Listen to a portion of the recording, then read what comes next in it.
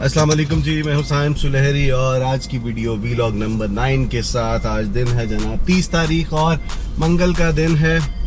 Time हुआ चाहता है जी 12 बजने वाले हैं। गाड़ी अभी मैं देने जा रहा हूँ जनरल सर्विस के लिए और गाड़ी के अंदर अभी वीलॉग बनाने के लिए स्टार्ट किया था। अच्छा जी, आज की वीडियो के अंदर मैंने आपको बताना था कि जी पीटीवी के अंदर मेरा एक्सपीरियंस कैसा रहा। सच्ची बताऊँ, स्टोरी में बताता हूँ जनाब। पीटीवी के अंदर पहली दफ़ा मैं गया था 2008 के अंदर, 8 के जनवरी फरवरी की बात है। और जनवरी फरवरी की बात है या जून जुलाई की, रमज़ान था, मुझे ये याद है रमज़ान था। पहला ड्रामे का एक सीन था छोटा सा। उस ड्रामे के अंदर, उस ड्रामे का नाम पता नहीं क्या था, एक सीन था छोटा सा और मुझे बुला लिया सुबह 10 बजे। सुबह 10 बजे मुझे बुलाया। आप यकीन करें, मैं सुबह 10 बजे का गया हुआ हूँ और मेरी बारी कब आई? रात को 10 बजे। रात को सुबह 10 बजे मैं गया हूँ और रात को 10 बजे जाके वो एक सीन मेरा शूट किया उन्होंने। और मतलब इतनी वो लापरवाही के नया बंदा है, कोई बात नहीं, इसको तो ज़रूरत है काम की, ये तो करेगा किसी भी हाल में, पीटीवी के अंदर काम करेगा, पैसे तो मिलने ही नहीं है, फ्री में काम करेगा। और मतलब कोई कदर नहीं है बंदे की, वैल्यू की, कि सुबह 10 बजे का आया हुआ। और आप यकीन माने मेरे पास टोटल 30 रुपए थे। 30 रुपए में से 20 रुपए मुझे, मैं गेट के अंदर एंटर हुआ हूँ तो वो होते ना जो एक्टर बनने आए होते हैं, वहाँ पे मतलब वो चाय पिलाना और इन कामों में लग जाते हैं कि कुछ ना कुछ मिलता रहेगा। उसने एंटर होते मुझसे कहा कि भाई किधर आए हो? मैंने कहा जी उधर जा रहा हूँ। यार 20 रुपए हैं आपके पास, देना ज़रा, चाय पीनी है। मैंने 20 रुपए निकाल के दे दिए।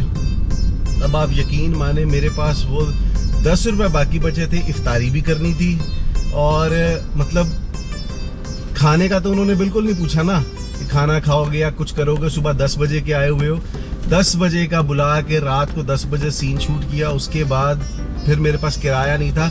इफ्तारी मैंने किससे की? 10 रुपए मेरे पास जो थे उसके मैंने पकौड़े लिए वहाँ से, पीटीवी की कैंटीन से। और वहाँ से वो 10 रुपए की वो पकौड़े लेके वो मैंने खाए हैं। और उसके बाद जो है जनाब वो 10 बजे जाके सीन किया। उसके बाद मैं निकला हूँ पैदल, क्योंकि पैसे नहीं थे पास में। पैदल निकला हूँ, पीटीवी से घर आया हूँ और मैंने उसके बाद तौबा कर ली। मैंने कहा पीटीवी का काम आज के बाद मैं पीटीवी नहीं जाऊँगा। अच्छा चले, वो एक हो गया, किस्सा हो गया मेरे साथ। मैंने कहा जी चलो पीटीवी नहीं जाऊँगा। लेकिन 2009 में जब मैं वापस आया था ये कराची के शो करके, तो उसके बाद जनाब एक डायरेक्टर है, अल्लाह जन्नत नसीब करे, उनको प्रोड्यूसर थे शफीक साहब। उनकी डेथ हो गई थी 2015 या 16 में शायद, इस तरह, हाँ उनकी डेथ हो गई थी। उन्होंने मुझे बुलाया। ड्रामे का नाम था जिन्हें रास्ते में खबर हुई। तौकीर नासिर साहब थे, जिन्हें रास्ते में खबर हुई, वो ड्रामा मैंने करना था। मैं गया हूँ, ऑडिशन दिया है। ऑडिशन दे के मतलब उन्होंने, शफीक साहब ने मुझे सेलेक्ट कर लिया, तस्वीरें ले ली, मेरा नंबर ले लिया, स्क्रिप्ट दे दिया मुझे।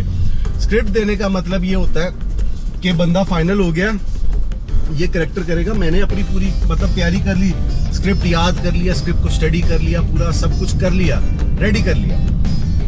अब जनाब मुझे बताया गया जी 1 हफ्ते बाद शूट पे जा रहे हैं। 1 हफ्ता गुजर गया, 2 हफ्ते गुजर गया, 3 हफ्ते गुजर गए। 3 हफ्ते के बाद शफीक साहब का असिस्टेंट था, उनकी कॉल आई मुझे कि साइम भाई वो आपके पास एक स्क्रिप्ट पड़ा हुआ है। मैंने कहा जी बिल्कुल है, तो वो आप भिजवा देंगे? मैंने कहा क्या हुआ है, मतलब आप वो मुझे बताए ना कि क्या सीन क्या चल रहा है। फिर उन्होंने जाके, मैंने उनसे कहा कि भाईजान देखिए मैं आपको स्क्रिप्ट दे दूंगा, मैं, आप भाई हैं, मेरे बड़े भाई हैं, आप मुझे बताएं हुआ क्या है, मुझे सिर्फ इतना बता दें कि सीन क्या हुआ है। कि मैं, वो कहते जी शूट तो शुरू हो चुका है, 2 हफ्ते हो चुके हैं शूट शुरू हुए। मैंने कहा जो मेरा कैरेक्टर था, वो कहते जी आपका कैरेक्टर, उस वक्त जो वजीर इत्तलात थे उनकी रेफरेंस एक बंदा आया था, उसको वो कैरेक्टर दे दिया, यानी कि सिफारिशिया आया था, उस सिफारिशी को वो कैरेक्टर मिल गया है, तो लिहाजा आप आउट हैं। अच्छा उसके बाद तो मेरा बिल्कुल दिल ना खत्म हो गया कि यार पीटीवी जाना ही नहीं है। ये दो दफा मैं पीटीवी गया। इन 2 दफा के अंदर वो मतलब कि फिर वो शफीक साहब जो थे उनके मुझे बाद में फ़ोन आते रहे। वो उन्होंने मुझसे कमिट किया कि यार साइम मुझसे, यानी कि उस बंदे का, बड़ा बंदा, वो ना भी करते फ़ोन तो मुझे कोई मसला नहीं था। उन्होंने फ़ोन किया, यार साइम मजबूर है, हम भी नौकरी करते हैं यहाँ पे, तो लेकिन मेरा तुमसे वादा है कि मैं तुम्हें काम जरूर करवाऊंगा। अच्छा, उनकी वफात से 1 हफ्ता पहले मेरी उनसे बात हुई और उन्होंने मुझसे कहा कि मैं जो है तुम आओ कराची आओ, तो मैं तुम्हें काम मेरा जो उधार है ना, मैं अपना उधार चुकाना चाहता हूँ। अल्लाह उनको जन्नत नसीब करे। उनका कह देना ही काफ़ी था, लेकिन वो मैं जब कराची पहुँचा उससे कोई 2-3 हफ्ते पहले उनकी डेथ हो चुकी थी। तो वो बस अल्लाह के काम होते हैं, अल्लाह के कामों के अंदर बेहतरी होती है कोई ना कोई। अगर मैं वहाँ होता तो यहाँ आज आपसे वीडियो ना बना रहा होता। फिर एक दफ़ा पीटीवी की डस मुझे फिर पड़ी। अच्छा, अब मेरे दोस्त थे वहाँ पे खालिद साहब, उन्होंने मुझे कहा कि यार नैब का ड्रामा बन रहा है, अभी जो लास्ट ड्रामा बना था नैब का वो ड्रामा बन रहा है, तो उसके अंदर ना तुम्हें काम करवाना है। तुम्हारा ना बहुत दफ़ा हमने टाइम वेस्ट किया है, तो तुम्हें काम करवाना है। नैब का ड्रामा है, तो उसमें तुम्हारा कैरेक्टर मैंने रख दिया। मैंने कहा जी ठीक है। ये बात है जनाब 14 की, शायद हाँ 2014 की बात है, 13 या 14 की बात है। तो उसके अंदर जनाब मैं पीटीवी फिर पहुंच गया। अच्छा, अब सीन क्या हुआ है कि वहां पे जो देखिए नैब का ड्रामा था, जो नैब के थे ना बंदे जो वहां पे जो काम का मतलब उनकी देखने आते थे, ऐसे ही देखने आ गए। उन्होंने क्या किया, उन्होंने सिलेक्शन शुरू कर दी कि जी ये करेक्टर, अच्छा ये ऑडिशन, ये बंदे आए हैं, अच्छा उनमें से चूज करना शुरू कर दिया। अब एक बंदा लेने के लिए आप मतलब काम करने के लिए आया और उसमें से आप उसको कह रहे कि जी चूज करेंगे हम कि किसको करवाना है किसको नहीं करवाना। मेरा फिर वो चट्टा साहब थे, वो मेरे दोस्त भी मतलब बाद में दोस्ती निकल आई उनसे। वो मुझे मिले एक जगह पे, तो मैंने उनको बताया, मैं कहा चट्टा साहब आपने मेरा सीन खाया, मेरा पूरा करेक्टर खा गए थे आप। कहते यार तू मुझे उस वक्त बताता। मैंने कहा क्या बताता, उस वक्त आपको समझ ही नहीं आ रही नए बंदे को आपने।